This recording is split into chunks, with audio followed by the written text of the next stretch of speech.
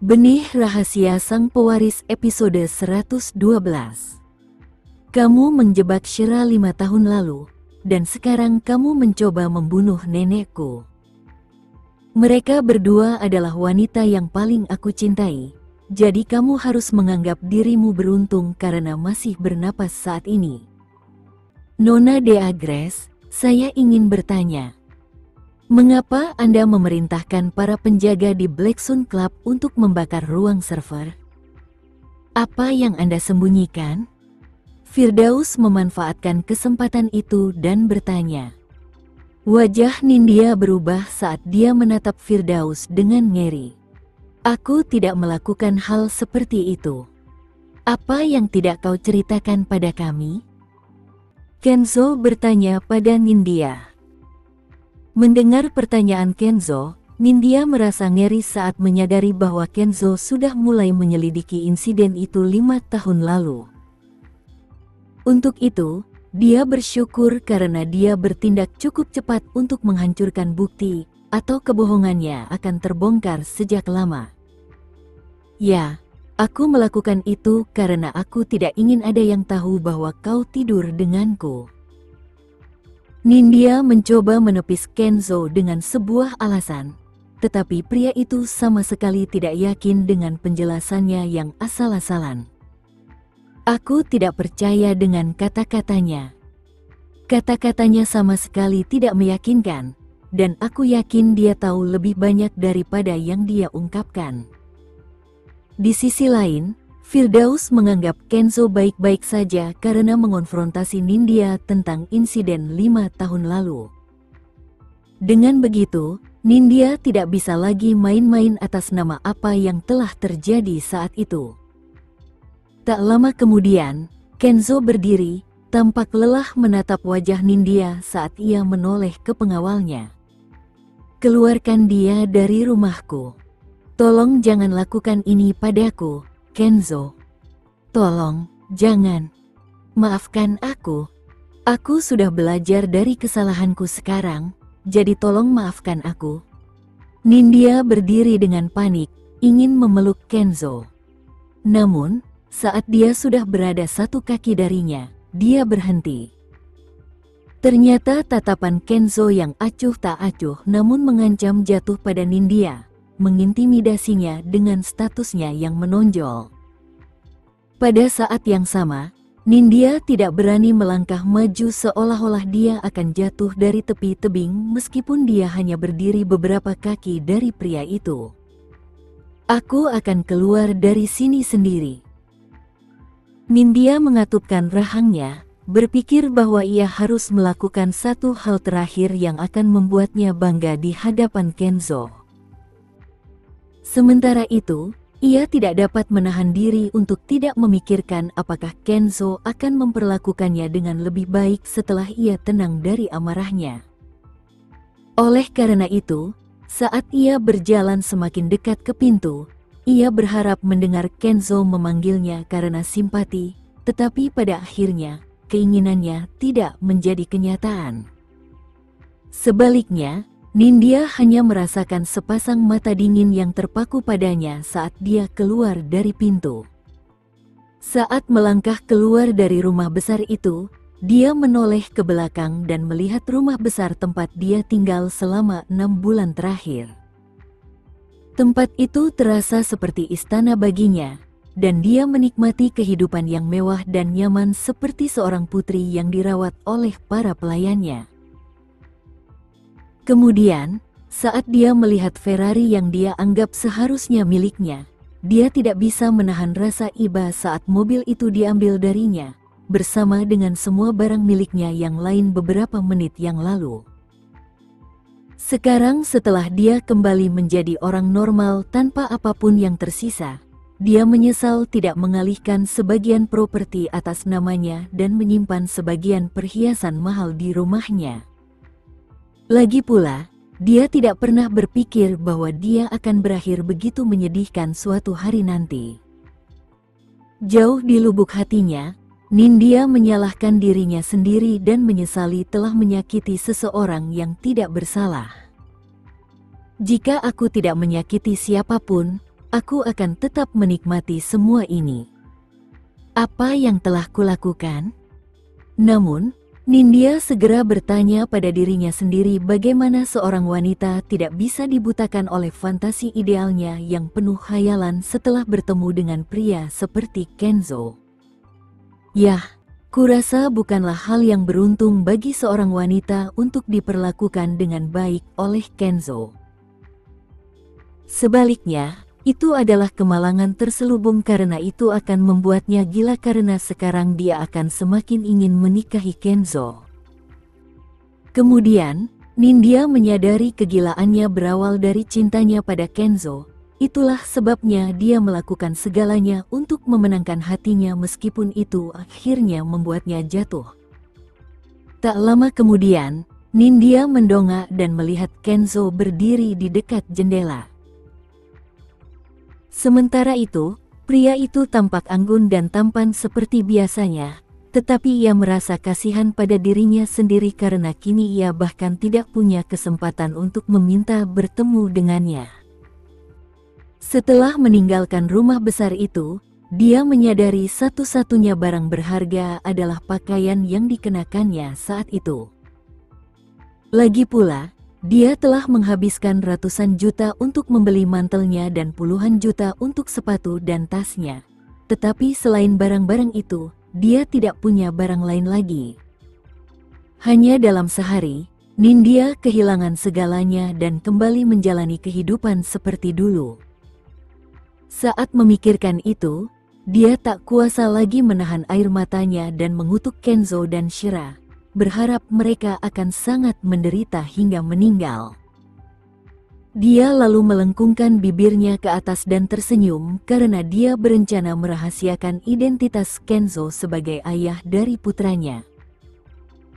Pada saat yang sama, dia menertawakan ketidaktahuan Kenzo tentang identitas Leon yang sebenarnya, menemukan kegembiraan dalam kenyataan bahwa Kenzo mengira Leon adalah anak haram Shira dengan pria lain padahal sebenarnya dia adalah putranya.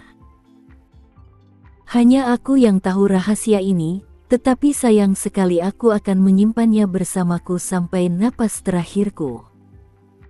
Saat itu, aku akan mengungkapkannya dan membuat mereka menderita karena penyesalan. Aku ingin Shira mengingat bahwa dia pernah tidur dengan Kenzo saat itu. Itu akan menyengatnya seperti paku di dadanya, iya. Shira dan Kenzo, kalian berdua akan mati dengan mengerikan. Nindya mengumpati mereka berdua dengan suara keras. Tak lama setelah itu, ia memutuskan untuk menetap di kafe terdekat, berusaha keras menyesuaikan diri dengan kehidupan normalnya setelah menjalani hari-harinya dengan mewah dan nyaman selama 6 bulan terakhir. Setelah memesan secangkir kopi untuk dirinya sendiri, ia menelan kenyataan pahit tentang perlakuan kejam Kenzo yang kini telah menjadi orang yang ia benci dan dendami. Setelah menyesap kopinya, Nindya tercengang oleh rasa yang encer. Ia ingat memesan secangkir kopi dengan rasa yang kuat, tetapi ia tidak merasakan apapun kecuali sedikit rasa pahit yang aneh. Ada apa dengan kopimu? Mengapa rasanya tidak enak? Nindya melampiaskan kemarahannya kepada pelayan itu. Pelayan datang dan bertanya, apakah ada yang salah dengan kopinya, Nona? Kopi jenis apa yang kau sajikan untukku? Kopi ini sama sekali tidak mengandung pewangi. Aku minta kopi seduh. Apakah ini kopi instan? Tanya Nindya. Ini memang kopi seduh tangan, Nona, pelayan itu menjelaskan. Ini adalah secangkir kopi terburuk yang pernah aku minum. Setelah menyelesaikan perkataannya, Nindya berdiri dengan marah. Saat dia mendekati pintu, dia mendengar dua wanita mengejeknya. Meskipun pakaiannya bagus, kepribadiannya buruk. Tepat sekali. Sepertinya dia tidak berpendidikan. Nindya menoleh dan melihat kedua wanita itu mengejek dan mencaci maki mereka. Apa yang kalian bicarakan di belakangku? Apakah kami merujuk padamu? Kami hanya berbicara tentang wanita jalang yang menggonggong tadi. Mengapa kau menyesuaikan diri dengan apa yang kami katakan? Tepat saat Nindya hendak berjalan mendekat dan menghadapi mereka, mereka melambaikan tangan kepada seseorang di belakangnya. Kita sudah sampai, sayang. Saat itu, Nindya menoleh dan melihat dua pria kekar berjalan masuk. Ketika melihat mereka, dia menjadi takut dan pergi setelah melotot tajam ke arah kedua wanita itu. Setelah keluar, Nindya menyadari saat itu juga bahwa ia tidak lagi bisa bersikap sombong. Ia bahkan mengalami kesulitan untuk bertahan hidup sekarang. Lebih mudah untuk beralih dari hidup hemat ke hidup berlebihan, tetapi tidak sebaliknya. Selama 6 bulan terakhir, dia tidak punya teman dan sama sekali tidak berkomunikasi dengan keluarganya. Dia adalah orang yang egois yang tidak akan pernah berbagi hal baik dengan orang lain. Oleh karena itu, selama 6 bulan terakhir, dia sibuk bersenang-senang tanpa membantu keluarganya. Keluarganya tetap miskin dan masih berjuang untuk memenuhi kebutuhan hidup. Di sisi lain, dia menjalani kehidupan bak seorang putri. Dia menjalani operasi plastik, mengendarai mobil mahal, tinggal di bungalow mewah, dan memegang kartu kredit premium dengan limit tak terbatas. Bertemu Kenzo adalah bencana yang menghancurkan hidupnya. Pada titik ini, Nindya melihat segerombolan mobil keluar dari persimpangan di depannya. Deretan mobil Rolls-Royce yang harganya jutaan dolar tampak mengesankan di jalan. Memang, mobil-mobil itu milik Kenzo. Nindya tiba-tiba teringat bahwa ia bisa mengambil beberapa dari barang-barang itu dan menjualnya karena vilanya penuh dengan barang-barang mewah. Ia mungkin bisa bertahan hidup untuk sementara waktu dengan uang yang ia terima dari penjualan itu. Namun, setelah memanggil taksi ke villa, dia menemukan bahwa kata sandi untuk kunci digital gerbang telah berubah. Dia menggertakkan giginya dan mencoba masuk dari sisi lain, tetapi dia tidak sengaja menyalakan alarm peringatan saat masuk. Akibatnya, dia terpaksa melarikan diri karena putus asa. Dulu waktu dia tinggal di sini, Firdaus pernah bilang kalau dia tidak perlu khawatir soal keamanan karena di luar tembok ada alarm peringatan.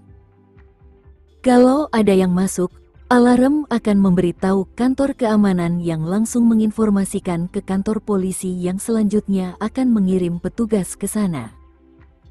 Saat mengingatnya, Nindya merasa putus asa. Mustahil baginya untuk mendapatkan apapun dari tempat ini. Nindya yang kecewa sedang berjalan di jalan ketika teleponnya berdering. Dia melihat layar dan segera menjawab panggilan tersebut. Halo, bagaimana kabarmu? Kapan aku bisa kembali ke Seoul lagi? Kami telah menghubungi pihak berwenang terkait, Nona De Agres, dan kami telah mengatur waktu untuk Anda. Namun, Anda harus membayar biaya ujian terlebih dahulu. Berapa harganya? Itu tidak banyak bagimu. 200 juta. Apa? 200 juta untuk biaya pemeriksaan? Aku ingin menuntut rumah sakit karena menyebabkan hilangnya indera perasaku, tetapi dia masih berani meminta biaya pemeriksaan.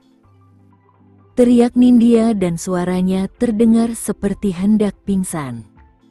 Nona De Agres, biaya operasi yang Anda jalani sekitar 4 miliar, jadi tentu saja biaya pemeriksaannya sebesar ini.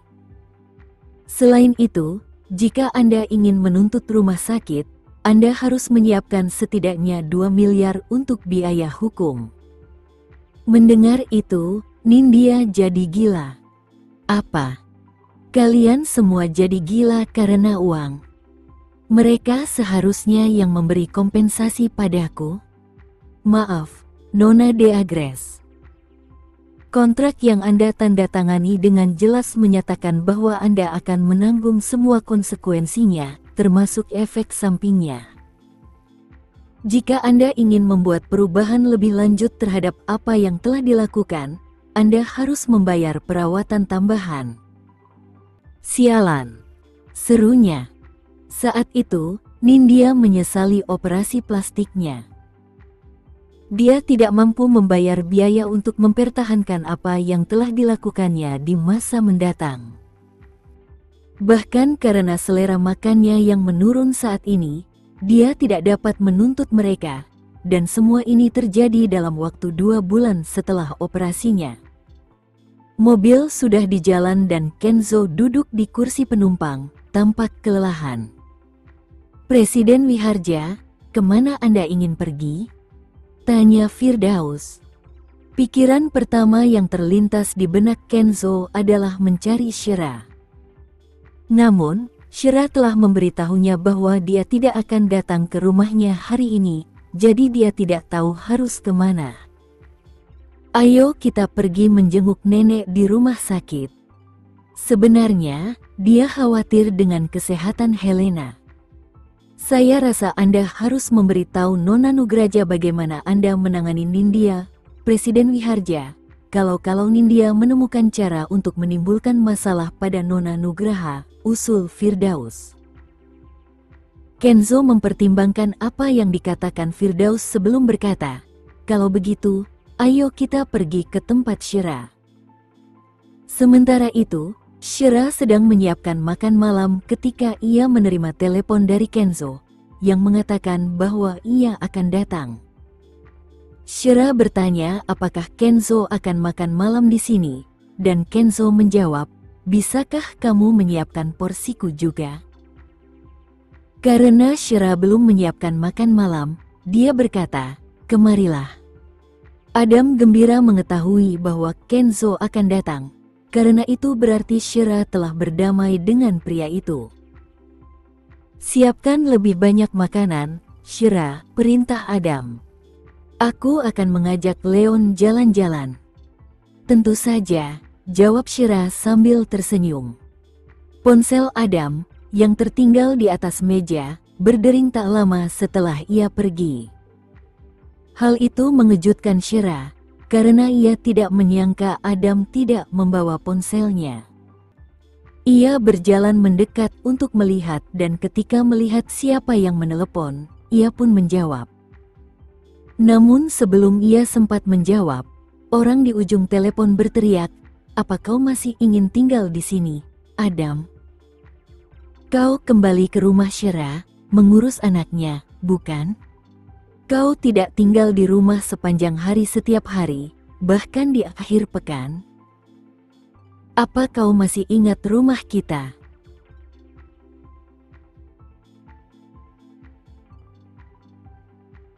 Sekian dulu ya video kali ini, kita lanjutkan lagi videonya di lain waktu.